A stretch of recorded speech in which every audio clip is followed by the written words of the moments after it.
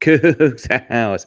It is not often you can summarize an entire press conference with 3 words, but I think this was one of those press conferences. You are Locked On Cougs, your daily podcast on the Houston Cougars, part of the Locked On Podcast Network, your team every day.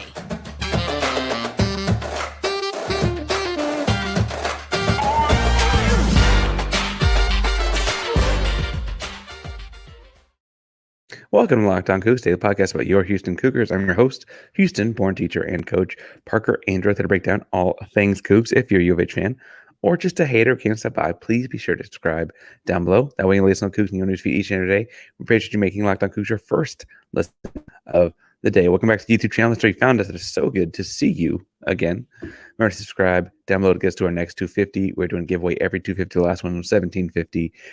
Shouts to Kenneth. Make sure you respond to the DM and those kind of things. Find me, and so we can get you that prize. Next giveaway is going to be at 2,000. That's a big marker, 2K. We'll do something big for that one. Hit subscribe to help us get there. Like, comment on the video. Let us know in the contest. If, after talking all about the press conference, introductory press conference, feels like a post-game press conference we won. I digress. You don't know what to say. Tell us in the comments down below if you put ketchup on the top or the side of your french fries. Now, today's episode is all about the introductory press conference of one Willie Fritz. Willie Fritz is a great coach's name. I also was told he'd say Willie more because while Will Fritz is also his name, it's a very different sounding coach. Willie Fritz is a great coach's name, isn't it? Willie Fritz, great coach's name. And he's going to be a great coach for Houston. I want to talk about the things that stuck out to me about the press conference. Obviously, in the first part, we're going to talk about his creed. He opened with recruit, retain, and develop. But I thought he had more to his introduction than just a creed. So that's going to be the second segment. And the third and final segment, I'll talk about Tilman Fertitta and other supporting comments that were made in the introductory presser. Now, I should say that the big takeaway from Willie Fritz's press conference was recruit, retain, develop. That's the big one. But when he took the mic and opened with a "Go Cougs, let's go" yell, I have to say, it felt like a man seizing the moment. It felt like authentic emotion. Someone in that crowd had yelled Fritzmas to kind of get the emotions riled up, obviously, but it just felt so genuine. And it felt like a very, like, this guy is 63 years old and is excited as a baby or a child on Christmas, right? He's excited for what is happening at the U of H. He mentioned, after saying some different thank yous, saying he didn't have any hobbies, and we'll talk more about that later, that his creed is those 3 words: recruit, retain, develop. He wants to recruit bona fide Division I student athletes with character. That's a big deal to him. I'm reading his words at this point. It's a real big deal to me. I'm proud of the fact that we graduated every guy that went through our program at Tulane. We're going to do the same thing here at the University of Houston. We're going to recruit the heck out of the state of Texas. I don't know why you wouldn't. The best high school football is played here in this state, and I'm fortunate to know a bunch of high school coaches, and I'm excited about renewing my acquaintances with those guys. We talk about retain. You got to provide a culture where your kids can thrive and grow and get better on the field, off the field, in the classroom, whatever it might be. I'm proud of the fact that there's 133 schools to play Division I football. We've been in the bottom 10 of guys entering the transfer portal. I think that tells you a lot about the type of culture that we've had at different places I've been. And last but not least is to develop these guys. Develop them in the classroom, develop them off the field, but also develop them on the field. We had a meeting last night with the team. I told the guys, if you like playing football, you're not going to enjoy playing for me.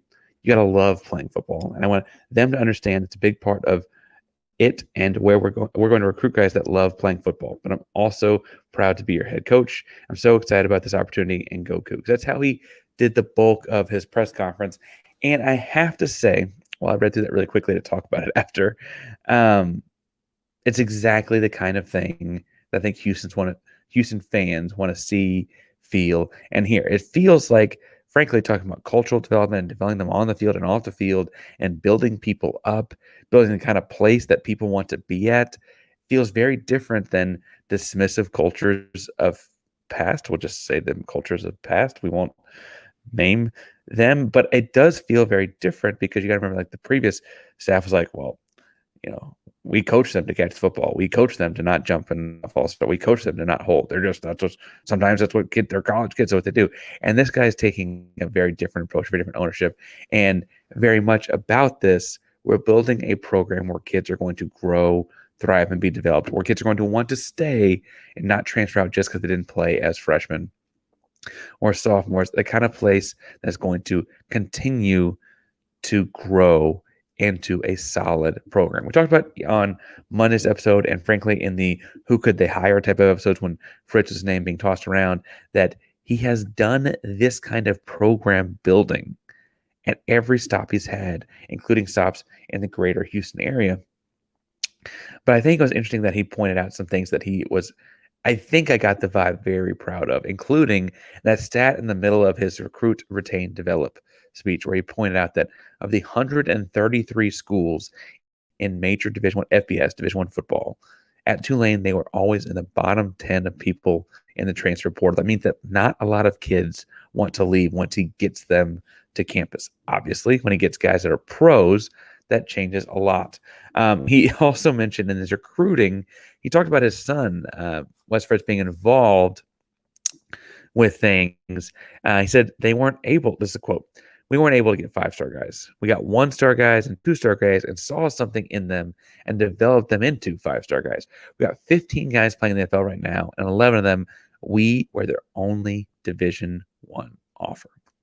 So clearly, an eye for talent, an eye for potential, perhaps more importantly, and the knowledge of what to do once that talent and potential shows up on campus, right? What else could you be asking for? What else could you ask for when the recruiting ground you're building with, as he pointed out, is the best recruiting ground for college football in all of America, right? And frankly, to know that he can do it with guys that he might not get in those first couple of years, the 5-star guy that thinks he's an SEC football player and, a 3-and-done going to the pro, multi-million NIL deal kind of, he might not get that guy in his first couple of years.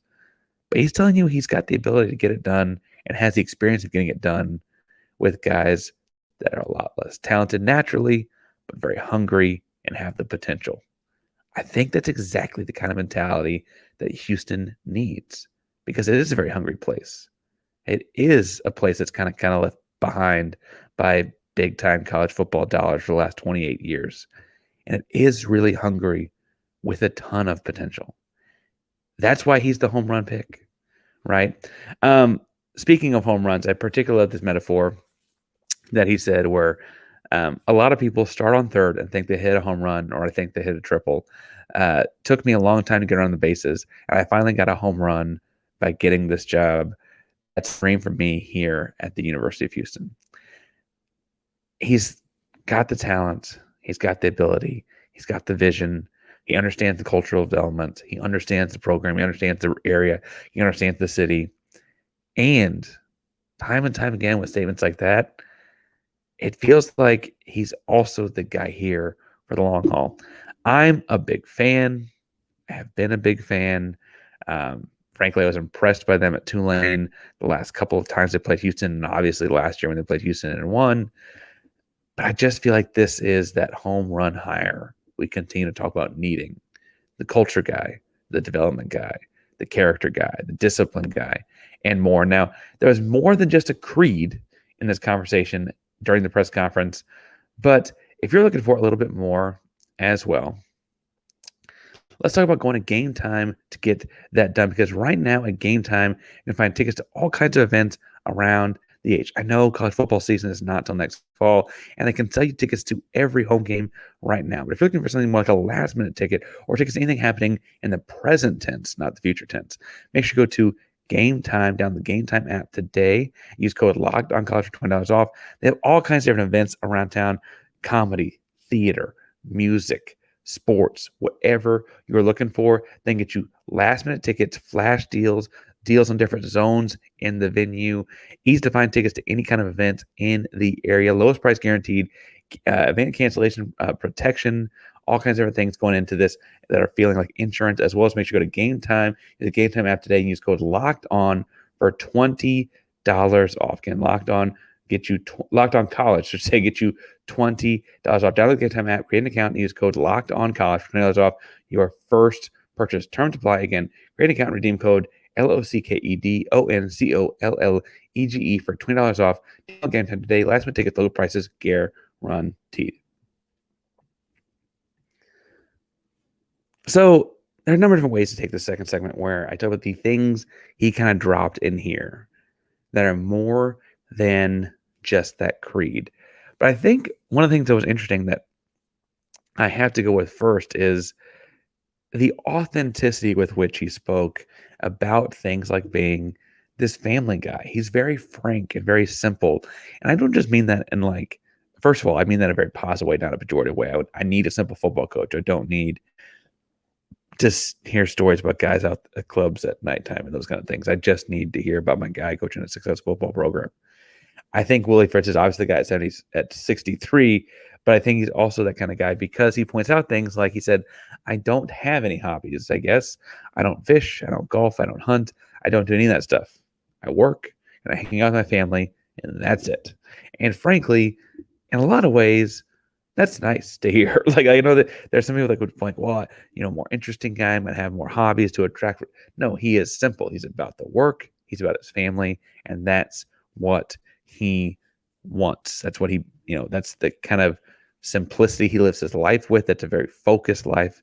And frankly, he also talked about being very focused on the task at hand in his final week at Tulane, where he continued to ask for patience and pushing things off because he wanted to finish his time at Tulane the right way, completely focused on the things at Tulane. Now, in switching gears to Houston, he gets the assignment. He gets the assignment in a lot of ways that I think we got to I don't think he was coached up on this. I think he just understands what the U of H is about because he said in his press conference that Houston's had some great teams. It's not like it hasn't been done here before. We just want to do it again and do it consistently year after year after year after year. Right?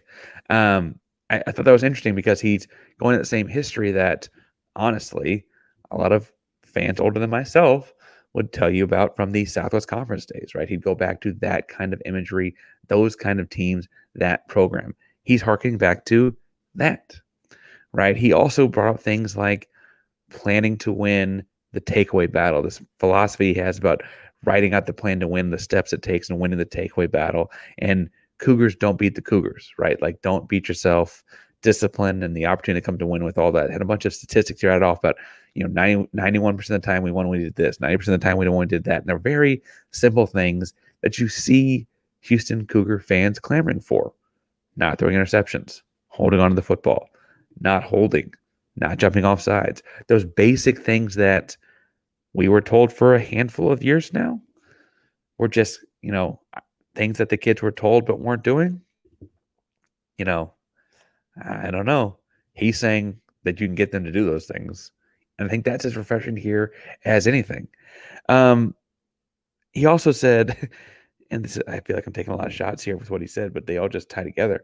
He said, when asked about offensive scheme, he's had multiple different offensive schemes that have all worked. And he's like, kind of like, yeah, no, duh. It had that look on his face. He didn't say it. Obviously, that's the thing I said. But what he said was, you got to see what you have. Some people are married to one scheme. And if you don't have the right personnel to run that scheme, you've got problems. We have an overall scheme that we run plays, pass plays, all those kind of things. But we tweak it to our talent level. You know what a guy can do well? You want him to do that. What does he not do very good? You keep him away from doing that. Or you get a guy in there who can do it. Right? Simple things. So you look at this roster. Parker Jenkins, great running back. Not a great blocker. Right? Got better over the course of the season. Didn't start off that way. Finding ways to get him on the field. Stacey Sneed catches the ball really well out of the backfield. Find a way to get the ball in space. Right? Your receiver room that we heard about was so talented. I still maintain is so talented. Right? Joseph Manchak, Sam Brown, Matthew Golden, Boogie Johnson. You got Mikael Harrison Pilot redshirt. Didn't get to see him this year. Jonah Wilson. I know Dalton Carnes in the transfer portal, but he may come back because those guys aren't necessarily gone. Those guys, him too, right? Like, you got all these talented wideouts. So find ways to get them to rock, man. Be multiple. He's talking about those kinds of instances, and again, it's something we've all wanted to see and hear for a long time at this point. I also thought it was interesting, and talking about understanding the assignments, he made allusions and ties to the basketball program. The basketball program is the face of the athletic department. Volleyball is a ton of fun to watch. Highly recommend watching the Houston Cougar volleyball program as it grows under Coach Rear. But I will say that as successful as that volleyball program has been the last 2 years, and as fun to watch as they are, I know they lost to Stanford. We don't want to think about it. They got away with the fifth set. Getting the fifth set was crazy. As fun as that program is to watch, the face of the athletic program right now is still the basketball program. That's because Kelvin Sampson's built it up that way. And in speaking to a sea of fans, and in speaking to the media, and in speaking to all of us that watch it at home as well on YouTube, and you can keep replaying it. It's really fun to just keep replaying the Go Cougs part at the start of his speech. It's fun. It's a lot of fun. In fact, let's work on kind of get that into the intro somehow. Maybe. Let's figure that out. He understands the assignment though tied to the basketball program when he said that he, frankly, appreciates how hard the basketball team plays and wants to get this program to play as hard as the basketball program, right? He said that, let me pull it up. Where'd it go? Where did it go? He said that he watched the games when he was at Tulane. He'd go and watch the games when he was at Tulane, and he was impressed not being a basketball guy that played in high school. That's how he got to this, with how hard the Houston basketball teams played. And he hit that note a couple of different times. And I don't think that's an accident, right? He knows that's the face of athletics. It's a very successful program on campus. A Final Four 2 years ago, 5 Sweet 16s in a row. Elite Eight 2 years ago, high hopes this year. They were AP top 3 yesterday, I think shortly after he had talked, right? He understands what's happening when he's referencing the basketball program. It's a successful program with Houston Cougars Houston or Cougars across their chest, right? He recognizes what he's doing there. I think it's interesting that he's not the only person that connected things to that. Fertitta did as well, and his comments later in the spiel talked about how we've had the privilege of having some great talented athletes walk through and just hang out on campus. We don't think about Carl Lewis, Akeem Olajuwon, Clyde Drexler. This is Tilman talking now. Elvin Hayes. These guys that just kind of have a home at U of H. We don't think about them. We take that for granted, and that Willie Fritz, we hope is going to be another one of those Pantheon names, or bring in some of those Pantheon names and athletes and so on. Now, I will say that I think a lot of this also comes into the kind of support he got from the people around him talking. Now, obviously, it's a introductory press conference. You always win the press conference. You certainly should not lose the press conference. So I understand that there'll be naysayers that say, well, of course he's going to sound great then. It's the first press conference. Let's see what happens. I feel confident enough in the stuff he's got going, the stuff he's got coming in. But I do think we need to address how the success was supported, or the support following around him. I'm going to talk about that some in a second, but I also want to point out that, at the end of the day, this is a big job hire. And if you are trying to hire somebody for your small business, you want to hit a home run, just like the Houston Cougars did with Willie Fritz, you need to go to LinkedIn.com. Use code LockedOnCollege. At LinkedIn.com/LockedOnCollege, the best place for you to go when you're hiring for your small business, because you know that you need as many top-tier candidates to interview as possible. That's why you got to check out LinkedIn Jobs. LinkedIn Jobs has the tools to help you find the right professionals for your team faster and for free, because LinkedIn isn't just another job board. LinkedIn has a vast network of more than 1 billion professionals, billion professionals, which makes it the best place to hire. Hiring is easy when you have that many quality candidates. So easy, in fact, that 86% of small businesses get a qualified candidate in 24 hours. If you can get a Willie Fritz candidate in 24 hours, you've got to do it. You got to do it at LinkedIn Jobs. Put jobs for free at LinkedIn.com/LockedOnCollege. That's LinkedIn.com/LockedOnCollege. Post your job for free. Terms and conditions apply.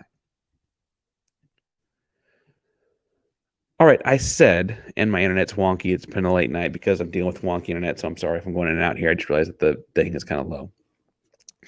I said, though, that a big part of this to me was the authentic support that he got from Khator, from Pezman, from Tilman, frankly, from the athletes that showed up as well. You saw Chidozie Nwankwo doing it, little talking to cameras after the fact. Every athlete that was there, a lot of student athletes there on the football team, raised their hand when Pezman asked them where they were. A lot of guys there, so their support. The clips and pics we got from the team meeting on Sunday night were great. I don't talk to that many guys, but I do talk to a couple guys, and they all had very positive things to say about the experience as well. The support is quickly very, very real. I think he's got that kind of infectious personality, because I want to start with Khator's quote, because Dr. Khator said two different things that I think are really important in showing the kind of support they provide this guy. He said, one, that we as a university have been chasing a dream to have a national platform for student athletes, a dream to give a sense of pride and encouragement and engagement to all 47,000 plus students, a dream to reclaim what is rightfully ours, to be a powerhouse athletic program right here, which is robbed from us 28 years ago. She also gets the assignment, but I think the interesting thing there is that this is about putting money into a program to provide an experience for everyone else on campus. And I think that's a really interesting way for a person in Khator's shoes to look at this. This investment into athletics is about creating an environment where everyone enjoys being a Houston Cougar, right? That's why it's a school pride thing. Athletics are the front porch of your school, right? And I think that's an interesting thing for her to so vividly say, or so clearly say, in her, I keep wanting to say post game because I feel like we won, in her introductory press conference. She also later said that Fritz will have opportunities like no one else at Houston has had so far. First, we already have the national platform. We are in the Power 5. We're in the Big 12 from the get-go. Second, we are already an elite academic institution. We rank among the top 75 universities and are headed towards being in the top 50 public universities in the nation. She was also quick to point out that all 12 of the college football playoff teams are public universities, and 8 of the 12, or top 12, are in the top 50. I say top 12 because technically Liberty makes it into the college football playoff as the top group of 5 team, but they're not. But that's a digression. The top 12 are all public schools, right? And so she's connecting the dots there for us that is very, very much a foreseeable future. And it's Khator in the last 3 years, I would say. Tell me below if you think I'm wrong with this. I feel like in the last 3 years, kind of since right before that 2021 season where they went 12-2 and things looked really good, Khator has been saying a lot of things and doing a lot of things that make me feel like she's really, really gotten into the idea of having this true powerhouse. That's not to say that she didn't say them before or she wasn't into it before, but I feel like the dial has been turned up since really around the time of the Big 12 announcement. And I think that she sees what this can do for the institution as a whole. And it's nice to have a president of your university that does those things. Similarly, Tilman had vocalized his support as well. He spoke first of these folks. I guess Pezman also spoke, but he spoke very quickly. And he said that we didn't settle. We got the man we wanted. And while it's short, sweet, to the point, with the report that came out of the contracts and stuff afterwards, I feel like we need to point out Tilman is very much about it with this. Tilman, I'm sure, is paying the bulk of the buyout that we all talked about the day and thought wasn't possible to buy out. No, I said his name. And while he's on top of being responsible for that, my concern was at this point, and when I was talking to people and telling me the firing wasn't going to happen and all those kinds of things, I was like, it's not just the buyout and firing, but having to find new people and pay new people and the cost of that. And I'd be lying to you if I thought that when they fired Dan, that wasn't some part of my head, like they're going to go cheap for 3 years and try and find some way to angle this and then get another guy after that, right? And they did not. They did not go cheap for the short term. Contract, as we know it now, is 5 years at $4.5 million a year with a bunch of incentives that could make it, up to about $1 million more if the right things broke the right ways. But $4.5 million base. That's in the middle of the Big 12 from last season. But as you lose Texas and Oklahoma, two outliers in the conference in a lot of ways financially, you're going to be very quickly in the top third of the conference from as far as paying a head coach goes. That's tremendous. University of Houston moving on to the big leagues and showing out, looking like a big league team very, very quickly. For the 10 assistant coaches, they're going to pay $6.75 million. Now, most college football teams have one coordinator making just over $1 million and one coordinator making just under $1 million. And that's like the Power Five groups that are like, that's like, your cream of the crop, blue blood types. So you have, the OC will make 1.3 and the DC will make, 900K. And those are like, the bell cows of your coaching staff. At $6.7 million for the 10 assistant coaches, you could put $1 million down for each of those guys and still have nearly $600,000 for every position coach. Now, it won't quite break down like that. I'm sure Fritz is going to get to hire who he wants to hire and go around and do those kind of things. And as I've said before, I could make a compelling case for keeping Brian Early. I could make a compelling case for keeping Jaquil Shorts. I could make a compelling case for keeping Emmanuel Gabi. We'll see what Fritz wants to do with that, with their obvious Tulane connection. But at the end of the day, Fritz gets to hire who he wants to hire, and they gave him the tools to do it. They gave him the tools to go get two strong coordinators and pay well a full staff around them. That's putting the money where the mouth is. And when Tilman says we didn't settle, we got the gentleman we want, he's being authentic. Because if it wasn't the guy they want to put all that money on it. We've seen people be stingy in the past. We're stingy no more. That's a good sign, folks. Things are moving in the right direction. Now, if you think differently, if you think we are being stingy, you think that we could do more, or you had a different take on the press conference, tell me in the comments down below.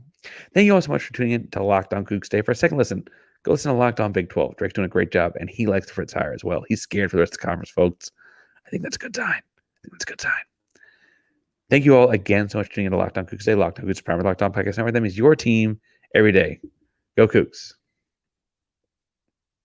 Wait, can we get him to say Go Coogs right there? When I say, no, that'd be cool.